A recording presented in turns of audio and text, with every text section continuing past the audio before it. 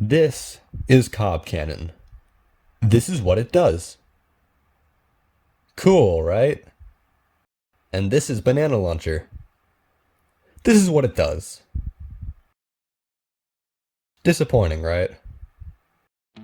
Cob Cannon is widely considered to be one of the best plants in Plants vs. Zombies 1.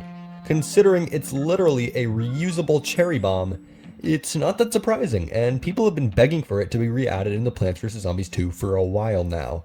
There's also a lot of people saying that Banana Launcher is a pretty shit plant, and that Cob Cannon completely outclasses it. However, a lot of the time, the people who make this claim haven't actually done a deep dive into the two plants.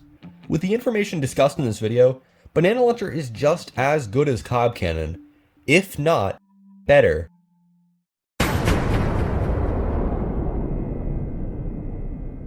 The statistics are arguably the most important part of a conversation like this. I don't necessarily disagree, which is why I'm covering them so early on in this video.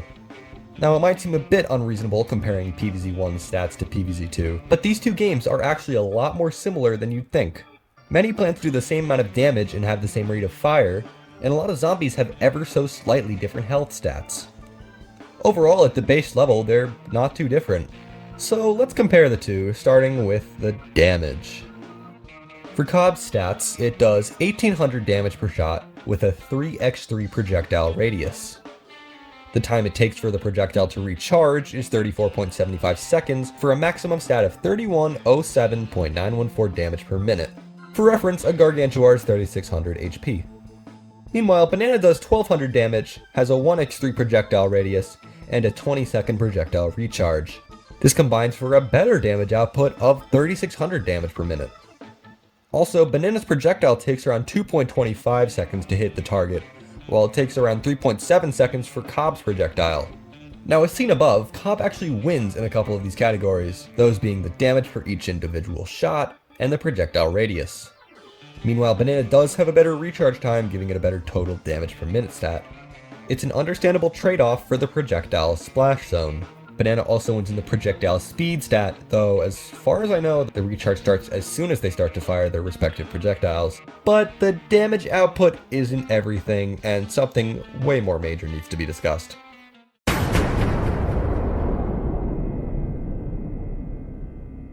The cost of these two plants is incredibly important. For such damage-heavy plants, it's pretty obvious that you'll need to have a lot of sun production for them. What's also important to note is that sun in both PvZ1 and PvZ2 are different, as PvZ1 has a 25 sun meta, where each sun is only worth 25. Conversely, in PvZ2, each sun is worth 50. This means that the total amount of individual suns needed to plant a Cob Cannon is a lot more in PvZ1, so I compared the equivalent sun cost in both games. I'll let these stats speak for themselves. Yikes. Cob Cannon's sun cost is the equivalent of 1400 sun in PvZ2, and people thought Banana Launcher was overpriced at 500.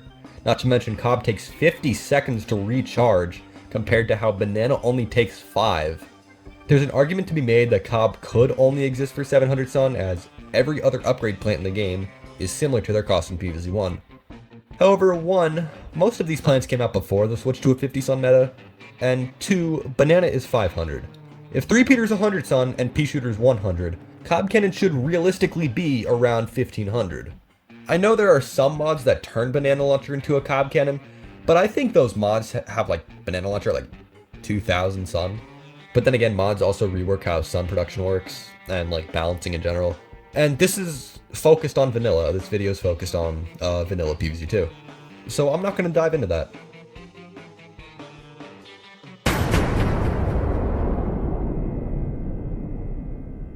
Since this video is mainly for PvZ2's gameplay, I'm only going to talk about it here.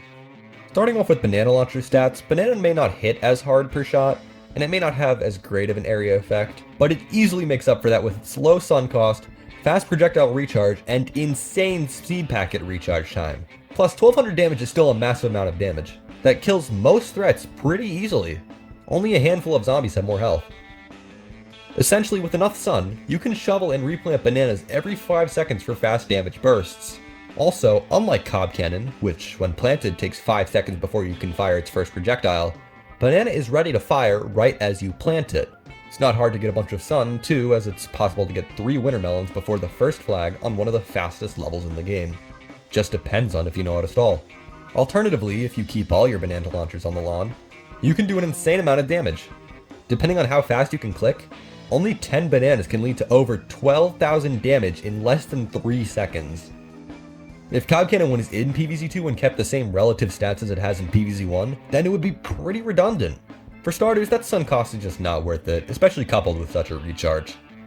PvZ1's Cob Cannon was already hard to get value out of, and was really only useful in the survival mode because of how long the levels lasted. Meanwhile, PvZ2's levels are notoriously short. Not only that, but for a rechargeable cherry bomb, you would only get more value out of Cob Cannon if a level required you to plant over 9 cherry bombs. Banana Launcher is just so much more cost efficient and generally more effective. Banana Launcher is just a better plant as how it's currently balanced, especially in a game like PvZ2. Now, obviously, if Cob Cannon or a banana reworked to be like it were in PvZ2, it wouldn't have the exact same stats as Cob did in PvZ1. However, it would be something similar. Cob's just more situational, and none of the types of levels that Cob Cannon is good at are in PvZ2. It can't thrive, and neither would a 3x3 banana launcher. 1x3 range might be a bit of a bummer, but overall, banana launcher is way more versatile and flexible with different types of levels. Cob Cannon isn't a bad plant, far from it, and that wasn't the point of this video. Don't take it that way. It's just being used as an example as to why having something as powerful as it wouldn't work in a game like PvZ2. I could have used Cherry Bomb as another example, as it has very similar stats to Cob's projectile, with the only difference being that it has a slightly longer recharge. I'm going to leave you with this. Either Cob Cannon is incredibly overrated, or Banana Launcher is one of the most overlooked plants in PvZ2. This thing deserves more love.